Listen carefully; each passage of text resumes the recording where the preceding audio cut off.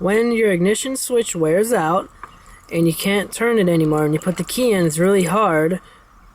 Sometimes if you play with it and put some tools like a wrench here and turn it, you can get it to come on. But you do eventually need to replace the switch before it gets too bad to where you can't turn it anymore at all. What you have to do is you put the key in.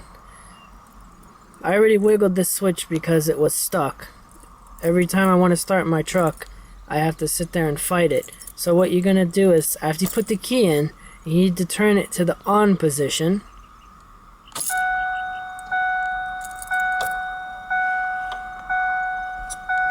And you get a pointed, then you want to get something that's pointed like this. Under the steering column, you see these holes here. One of these holes will release the lock. There's a little button that you have to push in on the lock, and the button is only able to be pushed in when you have the key in the on position.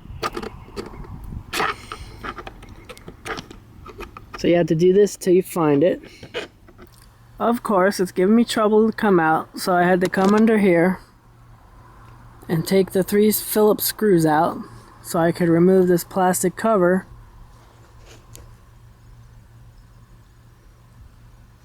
You can see right there in the key switch, that hole, that is where you have to put in a small screwdriver to push that pin in to release the lock.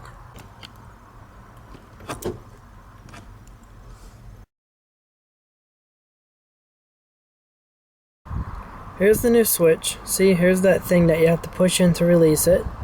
See, now you can't push it in, so you have to turn the key to the on position before you can install it. When you turn it to the on position, watch what happens. Now you can push it in, and then when you turn the key back to the off position, that will pop back out. But you need to stay in so you can install it. And also, got this little wire here. See, when I turn this, that part moves. You want to line that up right there, because if you go further beyond that, then you're in the actual starting position that activates the starter motor. And then when you let go, the spring will pull it back to here, to the on position. You don't want to have it here because it's in the on position currently. That wire I was talking about, it pops right in here, as you can see. It lines up and fits in there. That's where it goes. Make sure that's in there before you install the new lock cylinder. Insert the new lock cylinder. Make sure the pin's pushed in.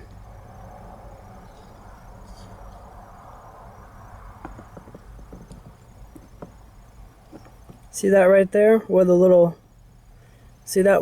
locking pin is? There's a slot that it goes in right there. Line it up, put it in there, push it in. Now turn it back. There we go, everything's off.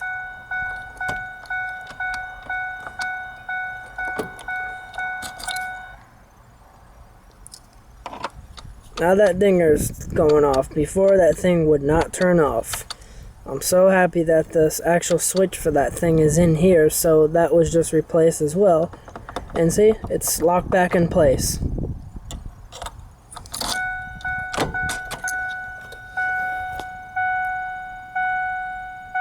And we can start the truck if we want.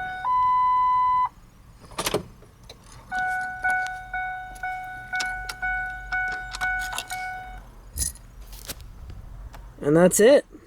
That's how you replace your lock cylinder in your truck. If you had trouble like I did, where the pin wouldn't push in and you needed to see better where it was, so you could push it real hard with a screwdriver, just take this bottom cover off. It's 3 Phillips screws, and then just put it back on when you're done. And that's it. Thanks for watching. Don't forget to subscribe and click the notification bell.